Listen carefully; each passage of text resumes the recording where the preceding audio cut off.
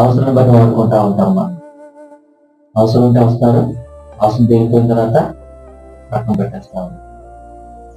కానీ యేసు ప్రభు వారిని నువ్వు అవసరాన్ని బట్టి వాడుకుంటున్నావా, లేకపోతే హృదయపూర్వకంగా దేవుడు స్థితిస్తా ఉన్నాడు? అవసరం బట్టి వాడుకోవడం ఏంటి? అవసరం తీరిగా పక్కన పెట్టడం అర్థం ఏంటంటే, నీకు అవసరం ఉన్నప్పుడే మందులోకి వస్తాడు. ఎలా వస్తారంటే, నా కూతురికి పెళ్ళి అవ్వాలి మాస్టర్ గారు అని చేయండి, మాకు తప్పు ఉంది మాస్టర్ గారు, అప్పు తీరిపోవాలి. నా జీవితంలోని ఉద్యోగం లేని మాస్టర్ గారు అర్థం చేయాలి. ఇది దేనికోసం అంట? ఉద్యోగం కోసం. నా జీవితంలో గొడవ లేదు, ఇల్లు లేదు, ఇల్లు కోసం ప్రార్థన చేయాలి.